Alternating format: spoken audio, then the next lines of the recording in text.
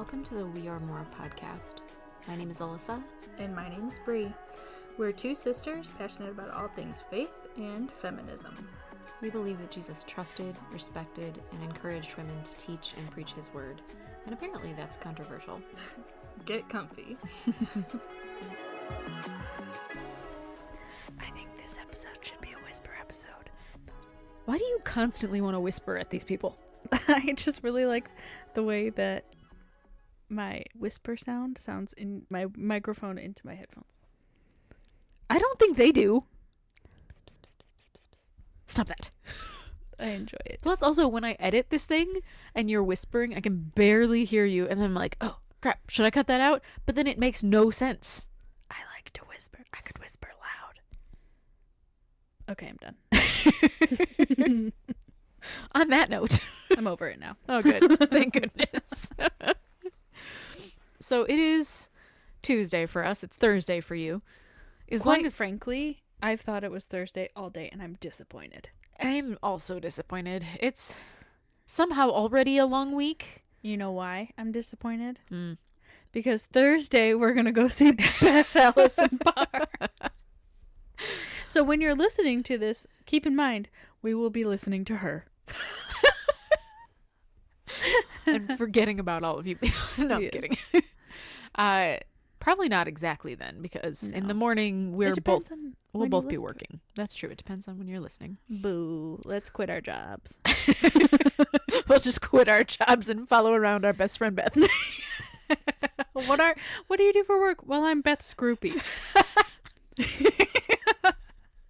And then they say, who? And then again, they don't let us into these events. They stop us at the door. I just want everybody to know that today I went through reviewing her new book, Becoming the Pastor's Wife, on every platform I could think of. It officially released today. Yeah. So. And the title for all of my reviews is Another Banger by Beth. I feel like, so the group that was part of like the launch group for this, it's all kind of, it's all these upstanding, wonderful women that are writing these really deep, amazing reviews, but they're all very serious, right? And then there's us. There's us. Beth, we love you. I feel that we don't fit the demographic. I'm not sure how we got here. At least we have each other. I hope that we're bringing like the youthful vibe. I've told everybody that I work with, I'm like, I'm going to see my best friend Beth. We're so excited. On Thursday. And they're like, who? And I'm like, this author that I don't know. But she's our bestest best friend. She's our bestest best friend. And I'm not a stalker. No. It's fine. We can't be stalkers. We've never met her before. It's fine. Yes. This is normal behavior. Totally normal. We're so excited. Not even the people listening to us think this is normal behavior. They're also like, concerned. Cringing. Yeah. They've listened to us for like 48 episodes now, and even they think this is weird for us. I'm thinking about making a shirt with her face on it. Please don't. That would be so funny. What if we went and we had big poster boards that said, Another Banger by Beth? If anyone's making a list of all the ways that we are unlikely to get into this event, if you're playing a drinking game, here it is. With communion wine. Yeah, because that's the only acceptable sorts of wine. Yes. Yeah. We don't drink other kinds of wine. Why would we do that? Not the Winking Owl brand from Aldi. At all. I actually bought a book not too long ago. I may have mentioned it on the podcast. Yeah, I think you did. About how wine is utilized in the Bible. And I have not read it yet. We've said this before. Buying books and reading books are two different hobbies. Very different hobbies. I actually just finished, today, I finished Your Jesus is Too American, which we will talk about in just a second. And that was my 25th book of the year. And yet I have yet to make time for the wine.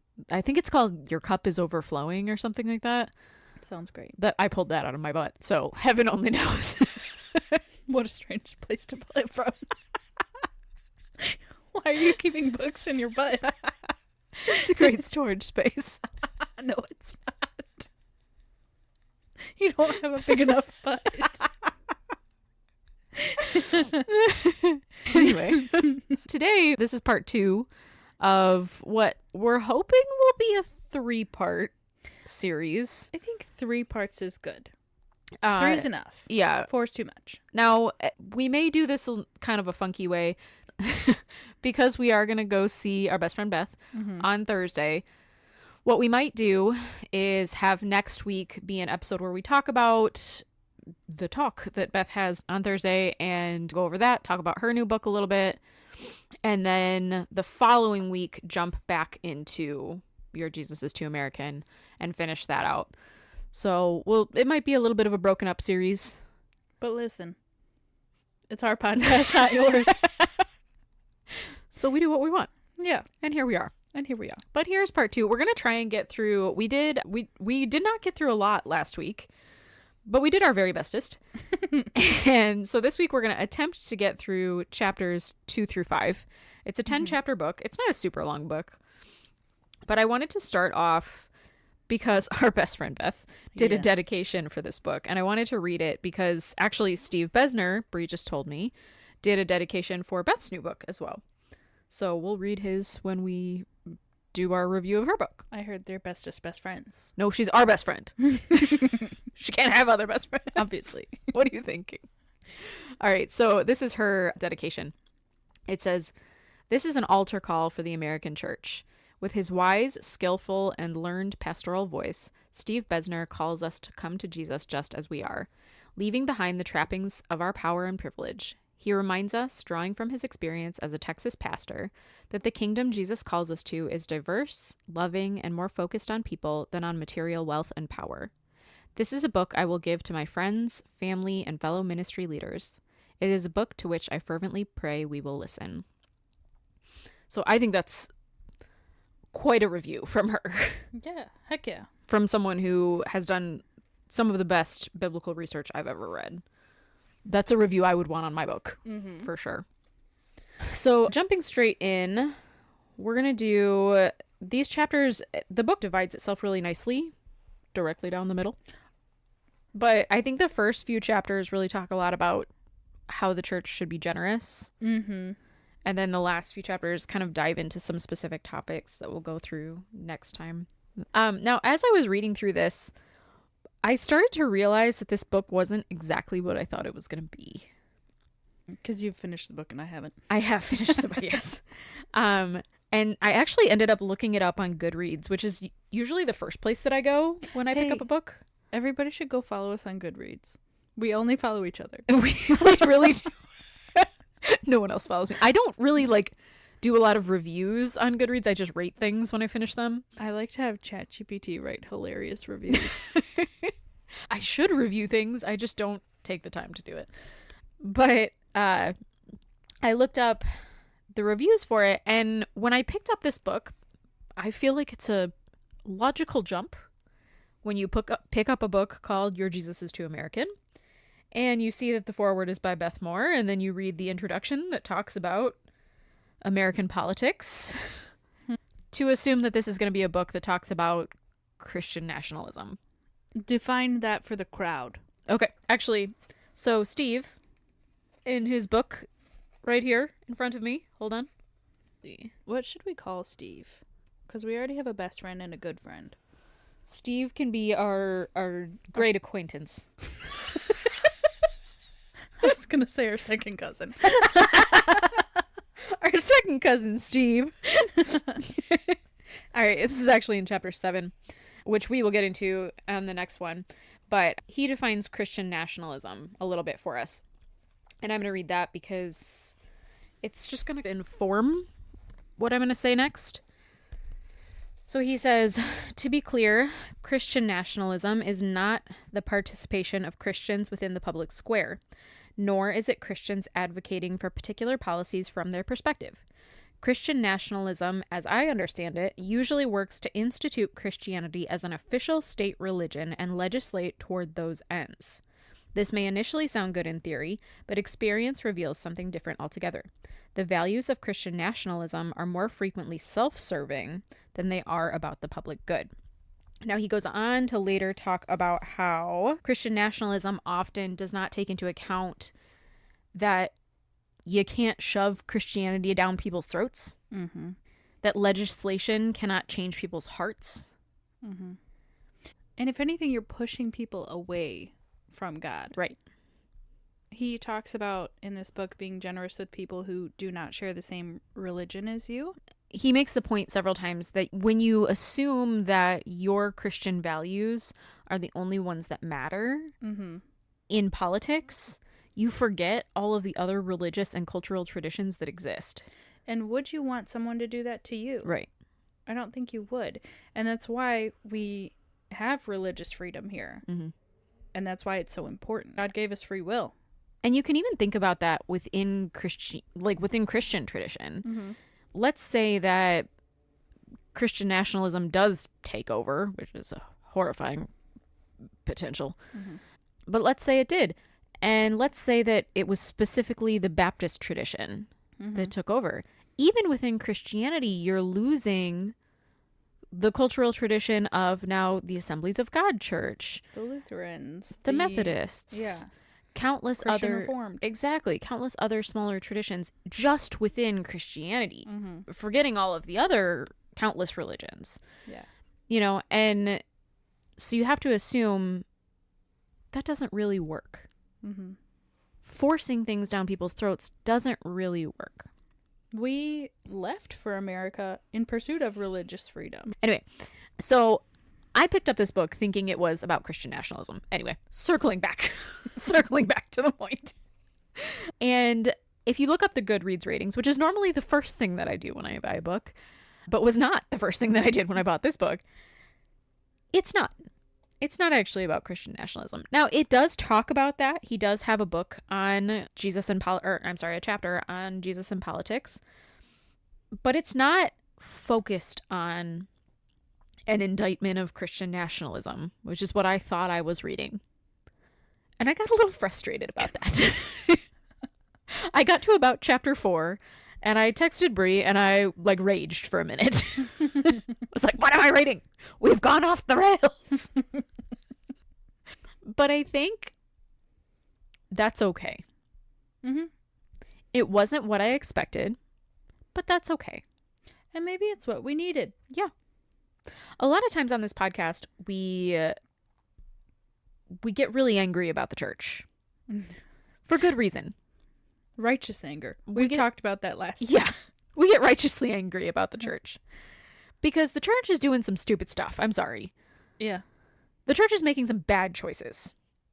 The church as a whole. Yeah. Not your church. Well, maybe your church. But it's okay to be angry about those things. Mhm. And it's okay to point them out. Mm-hmm. It's okay to bring them to the light, and you should. But Steve makes this point in the book. To bring those things to the light and then not provide a solution Yeah. doesn't actually really help anyone.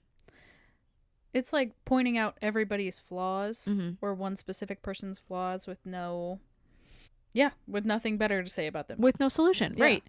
And so that's kind of what this book provides in a way, is a solution for the church, a way of moving forward Mm-hmm. for the church. Where do we go from here?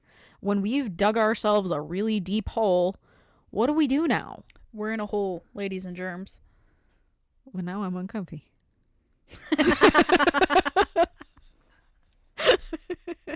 I would say America is one big hole right now. You're going to be some sort of sound bite somewhere. I was going to say a meme, but we're a podcast. They can't see you. Everybody else feels that way. Look around the world right now. They're all like, oh, America, you're one big hole. All right, when you wind up on a soundbite, just know this is why. This is where Brianna took off and she got famous. This was the moment. All right, so we have quite a few chapters to get through. So we're going to kind of hit the high points of this book. I would highly recommend, I've now finished it. And like I said, I don't agree with everything. Actually, I said this on the last episode.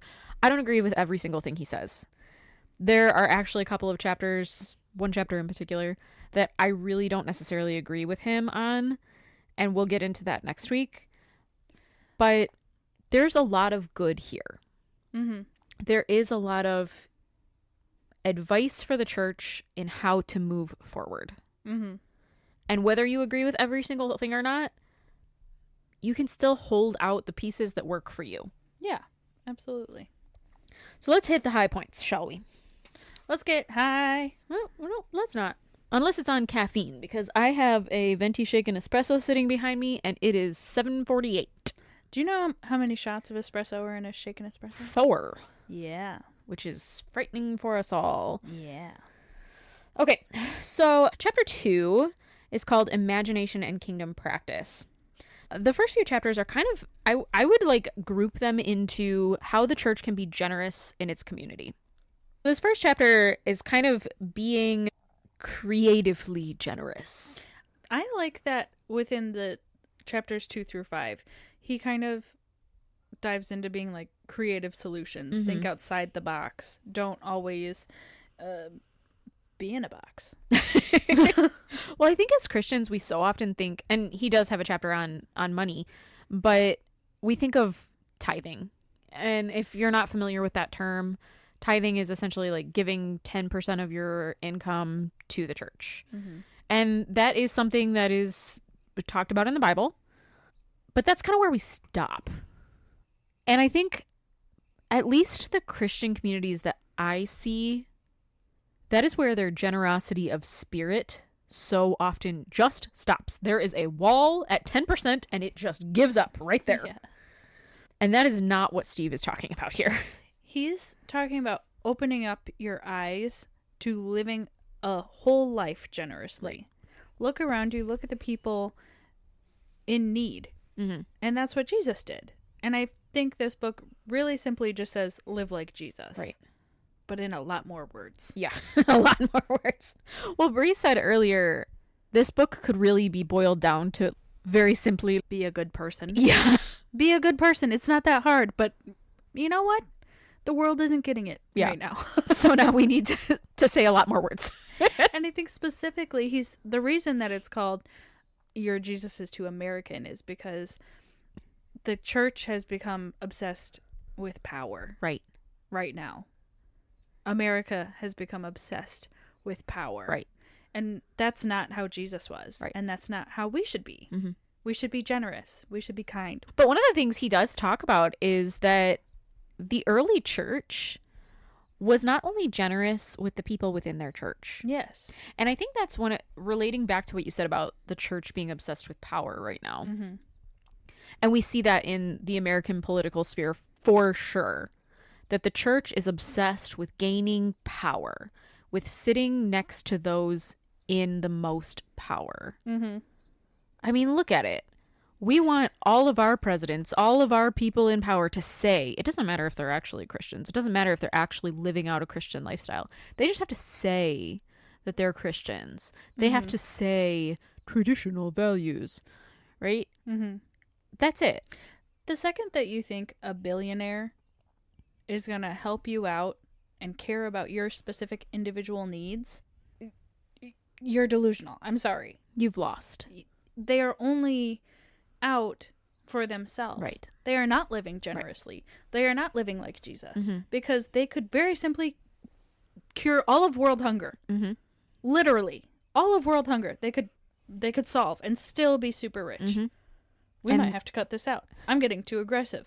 But don't you think Jesus might have done that? Mm-hmm. And because they're Christian, they should be living out the WWJD? And maybe they're not. Maybe they're not. And maybe we should stop following them. Mm-hmm. And making excuses. Yeah. I got a little ragey there for a second. That's okay. I'm sorry. I think this is the moment for ragey. I think this is the book for ragey. I think these are the episodes for ragey. Mm-hmm. I'm okay with ragey. We have lost generosity of spirit. Mm-hmm. We have forgotten generosity of spirit. We have decided that we will be generous maybe if you go to church with us. We will maybe be generous if you show up every single Sunday and you volunteer and you also give 10% of your money and also you do all of these extra little things that we ask of you, then maybe we'll be generous with you. But only if you do all of those things. And if you don't, you mean nothing to us. will forget that you exist or will judge you Right. every time you step through those doors. Yep. And will make you feel like a burden. And I think something that's really important is making people not feel like they're a burden. Yeah. Be generous without any expectations of anything in return. Yep. I, as many of you know, I used to work at a church, and we had a generosity fund that could be used for anyone in the community that, you know, maybe their power was getting shut off. Maybe they couldn't pay their rent, whatever need happened to arise. And technically it was for anyone in the community. There was no specific, like, you have to attend our church, you have to whatever. But there was a form you had to fill out online. And quite a few of the questions asked things like, do you attend our church? How long have you attended our church? Blah, blah, blah, blah, blah.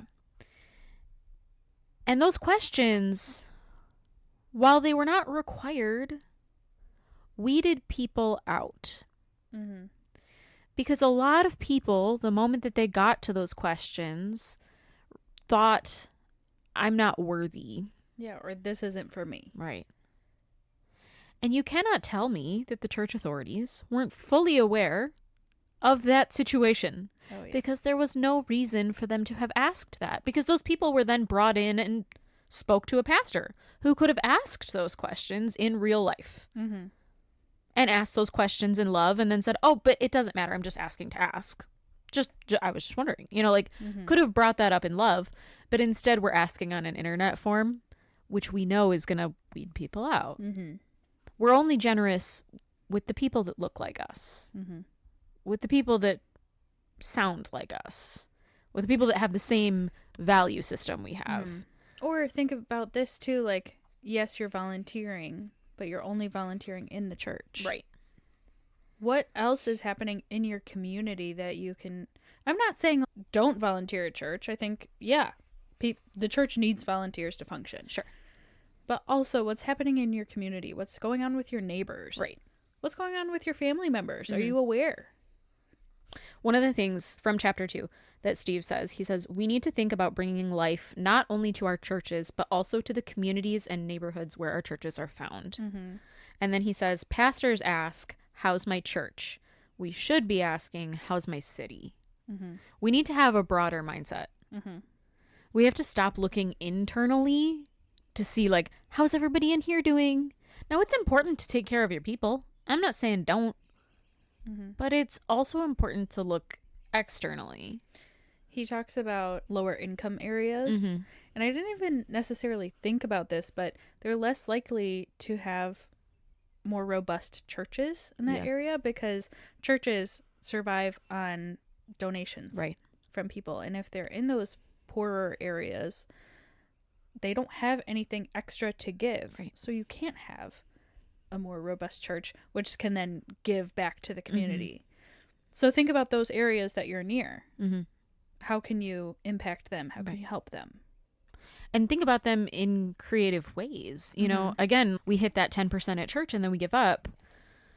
But one of the things that he mentions, I think later in the book actually, is that him and his wife at some point came across a refrigerator. Mm-hmm. And this refrigerator was just sponsored by a local family, and they open it up and it's full of food, and then there's a box next to it that's full of dry goods, and people can just, like, come and take what they need. And I think there was a note there that said, take what you need, donate if you know someone who needs something, like, take it and give it to someone who needs it. There's no expectations there. So what can you do in a unique sort of way? Mm-hmm. And sometimes that's a financial contribution. Sometimes it's little things like, hey, I have a book that might be encouraging to you or of use to you. Or, hey, I have something in my home that instead of selling it on Marketplace, I'm going to give it away. Mm-hmm. Or I have extra time. Maybe I'll go and I'll help somebody out. I'll help out a neighbor. I'll mow their lawn. I'll whatever. It could be as simple as, like, maybe you don't have anything to give. Mm-hmm. Maybe you just pray for someone. Yeah. Did God place someone on your heart? Let him know that you're thinking of them and you're praying for them. Mm-hmm. Be a support system for someone. Something that Bree mentioned earlier too that I think is really important and doesn't get brought up ever is the flip side of this, and that if you are in a season of receiving, that's also okay. Mm-hmm. We so often forget that, especially in the United States. I actually worked with someone from a different culture at one point, and I remember him telling me what a culture shock it was for him that people in the US didn't allow people to help them. Yeah. He said, where I'm from, it's a blessing to the person who gets to help. Mm-hmm. Because they get to help you. Mm-hmm. So the person who's being helped mm-hmm. is also blessing the helper. You know? Do you forget how good it feels like at Christmas Yeah. when you get the perfect gift for someone, Mm-hmm. and it just makes you feel so good? That's a blessing too. Right. That's a gift in and of itself, Right. is to give a gift. So if you're in a season of receiving where you have nothing to give, sometimes emotionally you have nothing to give, physically you have nothing to give, financially you have nothing to give, that's okay. Mm-hmm. We have all been there. He talks about in this book, in the Bible, when they would leave a portion of their fields that they would farm, of the grain, they wouldn't harvest it to Right. leave that area for the poor. And the same for the grapes. They would not pick up all of the grapes off the vine to leave some for the poor people, so that the people in their community did not go hungry. Right. There was no reason for the people in the community to not be taken care of. Yep. And that's how we should think too. Yep. And there were no expectations of who was going to take that. Mm-hmm. And I think that's politically, if we look at where the Christian church is right now, there are so many caveats on our generosity. If you're an immigrant, we are not going to be generous with you. If you don't look like us, we're not going to be generous with you. If you're not of our faith, we're not going to be generous with you. If you are the wrong gender, we're not going to be generous with you. If you are LGBTQ, we're not going to be generous with you. If you are, like, there's Mm-hmm. all these caveats, right? That was not the case in that exact story that you just told. There were not caveats to the generosity. Whoever came and was hungry got to pick the grapes. Mm-hmm. Whoever Jesus died on the cross for deserves to be loved and cared for. And Jesus died on the cross for everybody. Yes. It doesn't matter what they look like, who they are, what their name is. Mm-hmm. Even the people we hate the most. Yeah. Even our enemies. He says that we need to become catalysts of community transformation so that our communities are reminded of what heaven is supposed to be. I love that. I think he says something about, like, we can live in the kingdom now. Right. If we chose to. Yeah. We forget that Jesus brought heaven here. Mm-hmm. He brought it with him. And we kind of like tossed it off to the side. We're like, meh, we'll get there when we get there, Jesus. Mm-hmm. But like, we could live there now.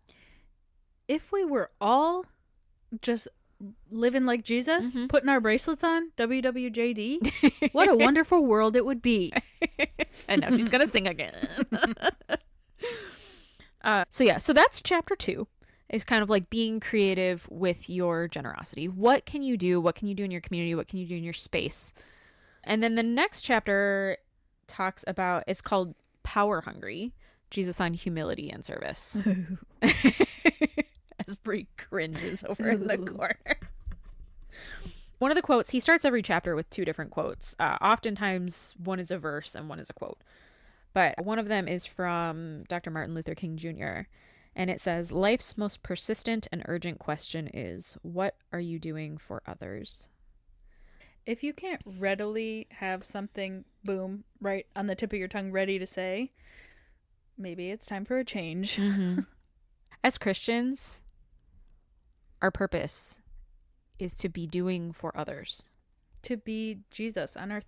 I went to church this Sunday. Are you proud? My grandma is. Proud. Something that the pastor said that really struck me, that I haven't heard it this way before, was that we have to be the substitute for Jesus on earth. Jesus died on the cross and went to heaven, and he told all of us we have to literally be Jesus on this earth. I think that hits different like, because sometimes you've heard like the platitudes so many times, like, be the hands and feet of Jesus. It loses its meaning. You've just heard it so many times. It's cutesy, but like, okay, what does that mean? But when someone says to you, all right, you have to literally be the replacement for Jesus. Yeah. Ow. How can I do that? What? Where do we go from here? There's only so much you can do. I mean, clearly we cannot be Jesus. But what do you have to do to live into that? First, you have to figure out how he lived, which means you have to crack a Bible. Sorry. And figure out how he was living his life and how he was treating people. Right. And then you have to do that. It's easier said than done. So I saw this quote one time, and it's by Stephen Colbert, which is rough.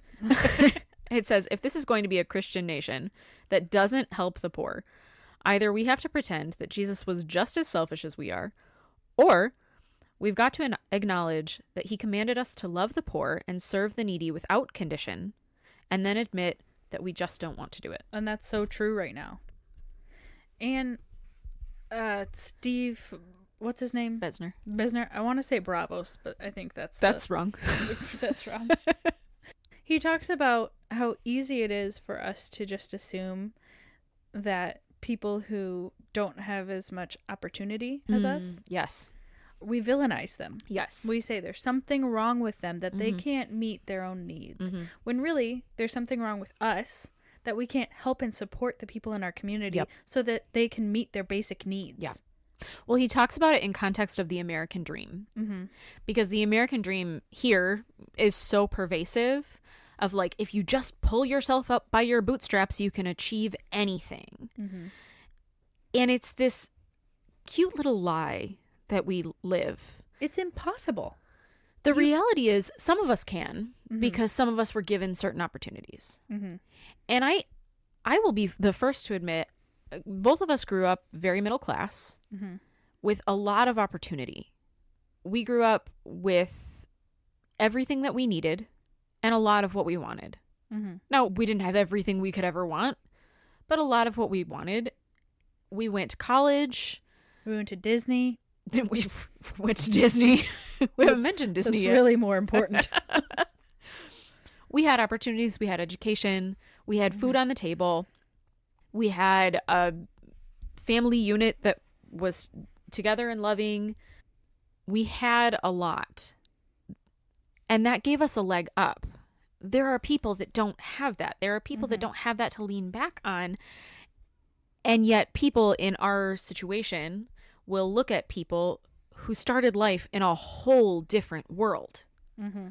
Who started life without food on the table, without an education, without a family unit, in massive poverty, in communities I can't even begin to imagine, and will judge them for not being able to start a business and have a, thriving bank account and whatever, because of the American dream. It's a pretty lie, but it's still a lie. Yeah.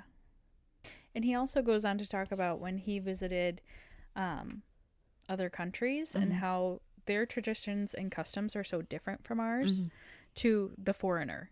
So they celebrate the foreigner. When he came in, he went to someone's house, this woman's house, who clearly did not have anything. But she gave them tea and she gave them cookies, and she did not have any tea or cookies because probably she didn't have enough for herself.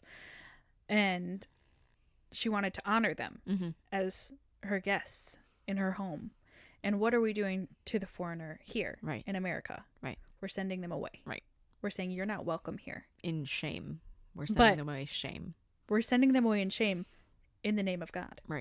We're saying, yeah, we're Christians. We're Christians and we celebrate traditional values. Get out of my town. Yeah. And we only protect ourselves. So chapter 3 talks about power. So the subtitle is Jesus on Humility and Service.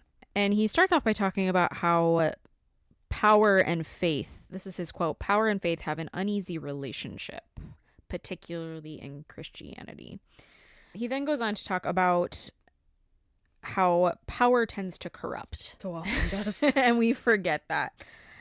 And I feel like I've quoted this before, but it says power tends to corrupt and absolute power corrupts absolutely. That's a quote we all know. Mm-hmm. He says, most of those who argue for a closer relationship between the church and the corridors of power, in my opinion, fail to honestly account for the corrosive effects of power on those who hold it for any amount of time, particularly when it comes to abuse of power for personal gain. So we, as a church, we're right now in the United States very obsessed with cozying up to those in power, right? Mm-hmm. We want to get all comfy with the White House. Who can I rub shoulders with? Yep. Or kneecaps or something. I don't know. People rubbing kneecaps. Yeah. That sounds uncomfy. I'm picturing that. I don't want to. What if they had a knee replacement too? But power corrupts. And let's assume that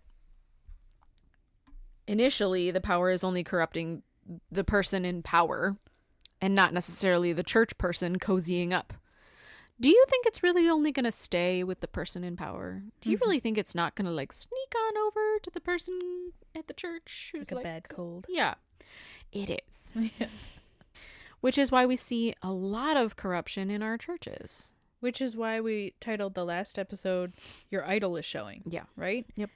Because there is only one king. Mm-hmm. There is only one God, in our opinion. Mm-hmm. And we've put these men that are in power right now into a position of a king and a God. Yep. Yep. And pretty much, I'm thinking God doesn't like that. I'm thinking he really doesn't. And I'm thinking that we're about to find out how much he doesn't. Mm-hmm. I don't think the church quite recognizes how poorly they're doing. But I can't imagine that when we all get to heaven, we're not going to get an earful about this one. And I got to tell you, I want to be on the correct side of this when I get to heaven. Yeah. I don't want to hear God telling me, what in the absolute crap were you doing? He might even use some different words. He might, because frankly, it warrants it. And a good slap on the head. Like, I want to hear, thank goodness, Alyssa. Thank you for saying what you said, because someone had to. Mm-hmm. Someone had to stand up for it. And what's so simple is, like, again, if you're living like Jesus, you don't have to worry about it. Right. If you're loving very loudly, mm-hmm. you don't have to worry about it. But if you're more concerned with your power mm-hmm. and your money and protecting yourself, mm-hmm. you're going to have a problem. Yeah. Set yourself aside. Set your power aside, your needs aside for just a minute, and look into your community and look at who's scared right now. Mm-hmm. Look at who's living in fear right now, because there are a lot of people.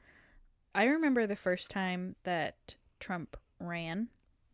I was working at a grocery store, and I was one of very few white people there.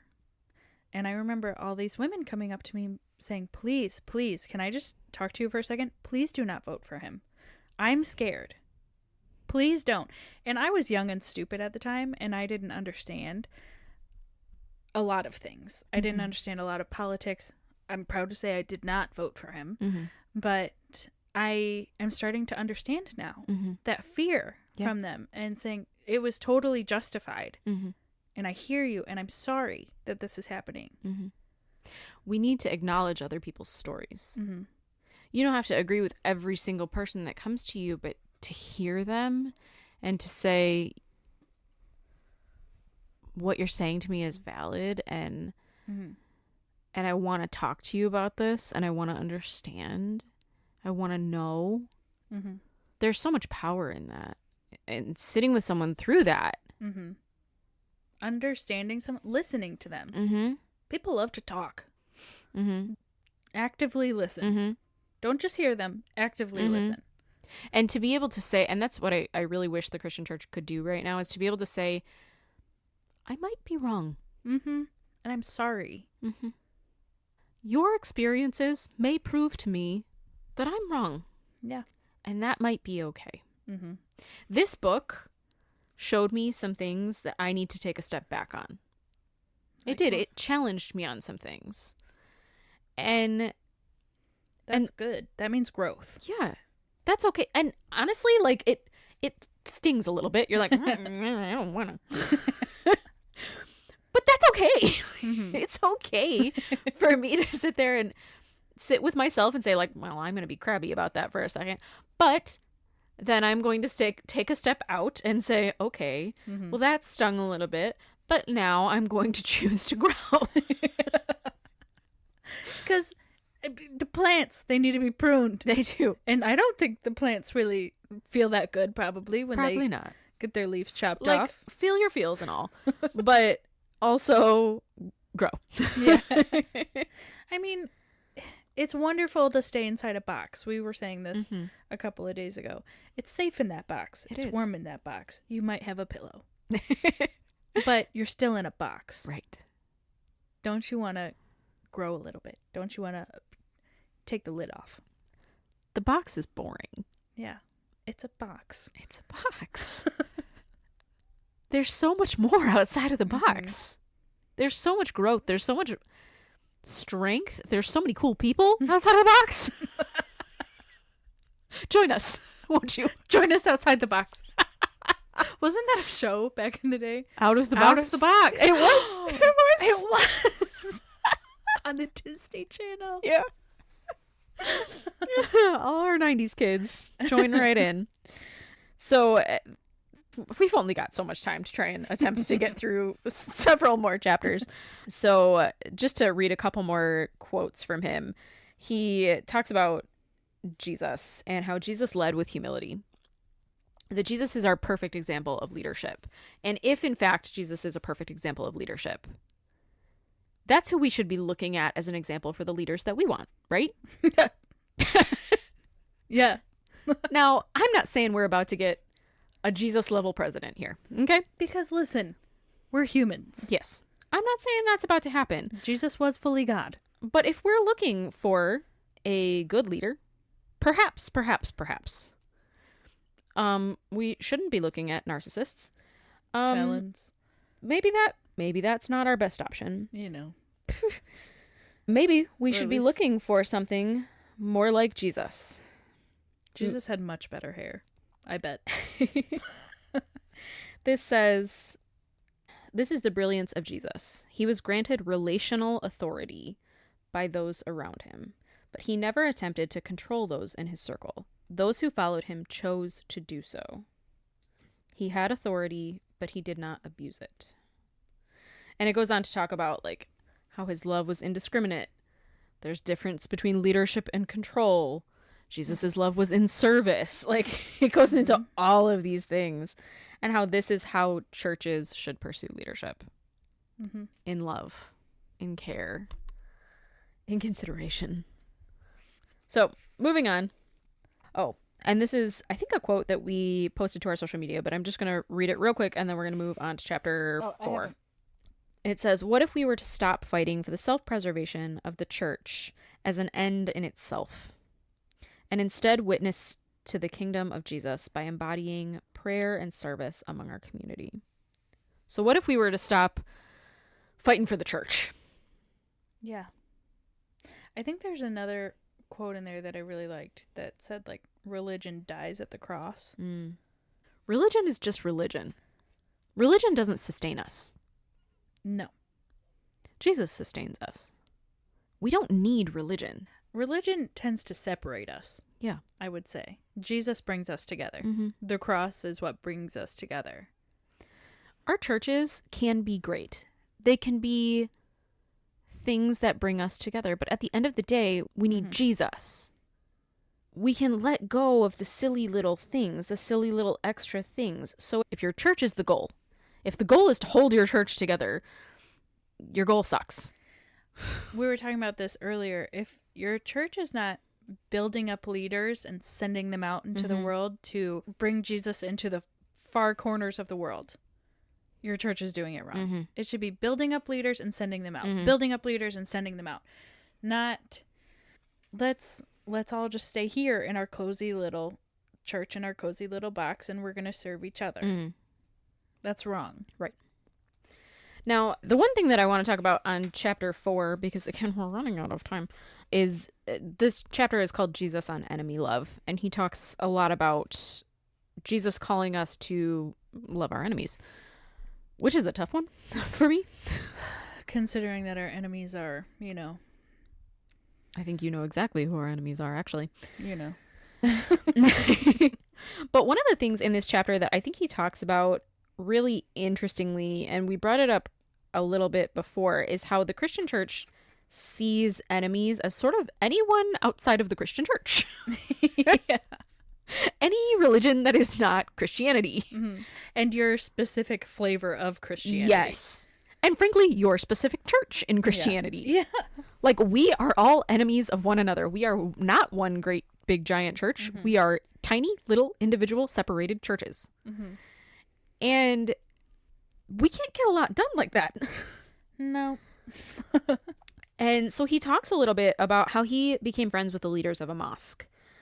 And him and his church became really close with this mosque and the leaders of the mosque. And their churches started doing events together. Their church was invited to things at the mosque. The members of the mosque were invited to things at their church. Yeah, to Easter. Yeah. They started asking each other great questions. There's a hilarious question here. When people came for Easter, it said, "We didn't hear anything about the Easter bunny today. How does that fit in?" Which is hilarious, but also like so interesting to think about the things we don't know about each other's religions. Yeah. And what they don't understand and what we wouldn't understand. Exactly. Yeah. And how we can come together on those things and understand one another and what community that can build. He talks about how their church, the basement flooded, and the members of the mosque came over and helped them. They were the first people to come and help them clean up the situation. Right. Without any expectations. It's like, I'm not trying to force my religion down your throat, but I am trying to love you. Yeah. Just because we've created a community here. And he says there were people in his church that didn't like that and left his church over it. And I would imagine that didn't surprise me in the least. I would imagine that if my church did that if any church did that I can think of, that plenty of people would leave. Yeah. That would be a very controversial choice. Because they see people as enemies. We shouldn't be enemies with anyone. And yet we have created enemies out of each other. Even of people within our own basic faith. Like, I can't even imagine, frankly, a church praying for a church down the road in public service. Not often. Not one that they're not acquiring. Yeah, exactly. Yes. You're never hearing a church publicly praise another church. That's not even happening. So imagine something cross-religion like that. And yet he talks here about what does it look like to have community even with someone that you would consider your enemy, which is so silly. It's so silly to call that your enemy. But he talks about going out to breakfast with the leaders of this mosque and how they were a little bit weirded out at first. He was like, well, can I bring a friend with me so I'm not alone with you? And Steve was like, yeah, I'll bring a friend too. And the leader of the mosque asked, the first question he asked, he's like, do you think I'm going to hell? And Steve sat there and thought for a second. He's like, well, according to my tradition, yes. And the guy laughed. He was like, that's hilarious. This is the first time someone's been truthful with me. Like, according to my tradition, you're going to hell too. I'm glad that we can agree on that. Yeah. Fantastic. Let's move on and have some breakfast. Right. Which is like such a dark story. I know. But can't we just see people as people? And I think we've said this a million times before, but we forget that the person that you hate the most, Jesus died on the cross for. Right. And I am struggling with that right now because I'm thinking of the people that I hate the most. Unfortunately, Jesus died for them. All right, so then the last chapter that we're going to just like speed through is on money. Money, money, money, money. So this chapter is called Money Talks. It's Jesus on possessions and the poor. And one of the quotes to start it off I thought was great. It's by Toni Morrison. And it's, "The function of freedom is to free someone else." Ooh, Isn't I like that. Great. Yeah, I thought that was really good. One of the quotes early on in the chapter is, "In the West, poverty is moralized, or rather the impoverished are regularly looked down on as immoral." Ouch. Yeah. And it's true. And we talked about this a little while ago about how we assume that you can, pull yourself up and fulfill the American dream. And therefore, if you haven't, that you're lazy and you suck. And so we do look often. And I can tell you this even from my own perspective, that I have fallen victim to this, where you look at people who live in poverty, even though I have lived in poverty, you look at those people and you say, you must just be lazy. You must just not care. Because if I could do it, then clearly you ought to be able to do it. You probably see that person on the corner of the street with their sign and your eyes just glaze over and you move on past and you expect the worst of them. But Steve calls this a myth. He calls the American dream a myth. Because again, it depends on where you started. Now, there is the occasional person that can get past that, but it's few and far between. He said, statistically, look at the average income of the zip code that you were born into. Right. That's probably more than likely where you're going to die. Yeah. Yep. So I'm going to read this big section or part of this big section, because I think it's important. He says, "All of these issues are intertwined, and almost all of them are because of poverty. If people don't have enough money, they can't donate enough to sustain a church. If people don't have enough money, they can't shop at a large supermarket. Likewise, they can't afford fresh produce, so must live on processed foods. Over time, a diet made up of primarily processed foods leads to health issues. Most doctors' offices are in a nicer part of town, where they might have more earning power and where crime will be less of a concern. Because the adults don't make much money, they can't raise more money for their neighborhood school, can't donate extra school supplies, and often aren't at home to help with homework. Instead, they're working a second job to try to make ends meet. Without robust parent involvement, discipline issues at schools skyrocket, absences mount, and homework goes undone. As a result, the schools struggle or fail." So that goes on to just talk about how poverty perpetuates. How we, as we sit here in our middle class situation, want to think that it's people's faults that they're in the situations that they are in, but how poverty is malignant, how it attacks the people that live within it, and it doesn't let them go. You don't think about that. You don't think about, like, they don't have the opportunity to have churches with youth programs and all of the good that goes around with having a church in your area, because it literally financially cannot be supported in that area. But also you have schools, like we think about our school that we went to had a lot of opportunity. A lot of extracurricular programs and AP classes. And schools in more impoverished areas don't have that. And have teachers that are underpaid and overworked, that are struggling. And so then their students are struggling, and their students don't have parents that are able to support them because they are working multiple jobs. And it's a hard system. It's not a system that no one can get out of, but it's a system that's a lot harder to get out of. And it sucks. I heard that's not the American dream. No. Sorry. I heard an example one time of a teacher that had all of their students from like the front row to the back row. Think of like students sitting at their desks. And the teacher had a garbage can up in the front, and they had all the students ball up pieces of paper and try and throw them into the garbage can. And obviously the kids in the front row really easily, almost all of them got it in there. Not every single one, but almost all of them got it in there.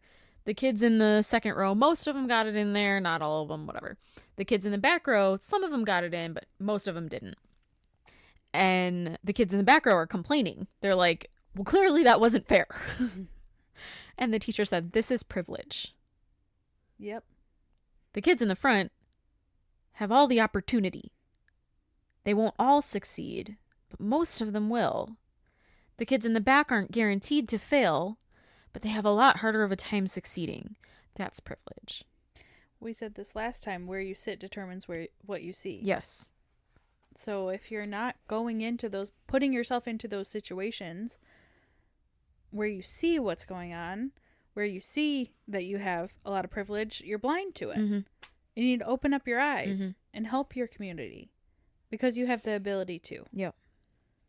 Steve says, after all, the kingdom vision is one of flourishing, of life. Those in the kingdom do not have the luxury of not caring about those in need, for they are too busy answering the question, and who is my neighbor? We so often ask that, and the people in the Bible asked Jesus that, who is my neighbor? Because Jesus said, you're supposed to care for your neighbor, right? Right. Well, who's my neighbor, Jesus? Who's my neighbor? And we're so obsessed with, still we're asking that, well, who's my neighbor? Our vice president made a statement saying that there was a biblical concept of taking care of your community first and your country. And then if there was anything left over, you could care for the people outside of your country. And I don't know where precisely he got that, but I don't think it was in there. I'm pretty sure it's not in the Bible. I'm quite positive, in fact. But again, we're obsessed with asking who our neighbor is. Who is our neighbor, Jesus? When Jesus very clearly was like, everyone you come into contact with, and even the people that you don't, are your neighbor. Because if you're me, I avoid the neighbors. Stop asking who your neighbor is. Stop asking. God's gonna hit you with a stick until you figure it out. It doesn't matter. Semantics don't matter. You can't trick Jesus. Well, Jesus, he doesn't live around the corner from me. He lives 2 countries over. Therefore, he's not my neighbor. No. Whoever Jesus puts in your path is your neighbor, and you should fight for them. You should fight for their rights to be equal to yours. Or better. Politically, socially, economically, these are your neighbors. Because that's bringing heaven to earth. Yes. And that's the goal. All right, so I think we've sufficiently hit you over the head this week. With a stick. Yes. That was a pretty overview-y thing of the first 5 chapters. Again, I would recommend getting it. Next week, we're going to go into a couple of chapters that I think are actually a little bit more controversial. I mean, we were pretty controversial today. But are more controversial, I would say, to me personally. I don't think it's controversial to say, be a better person. You would think. Next week, we will likely be talking a little bit about getting to see our very best friend. Yeah. In real life. We're So very excited. So prepare yourselves for just a lot of gushing. And we may weep. You never know. I most likely will.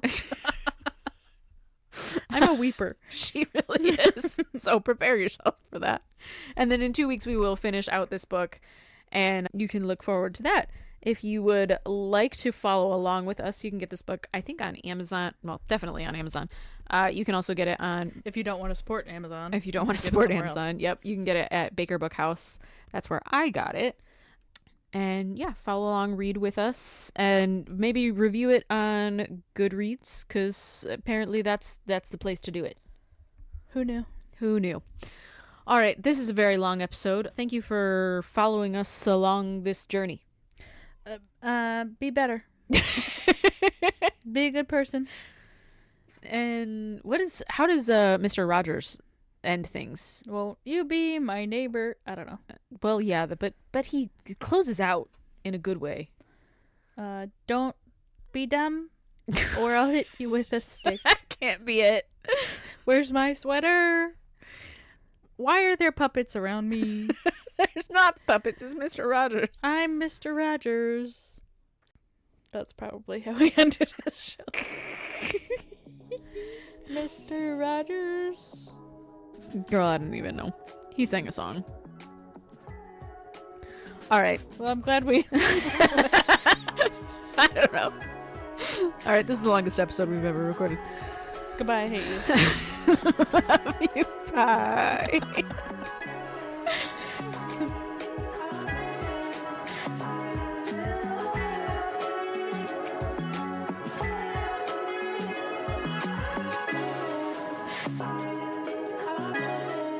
Bye.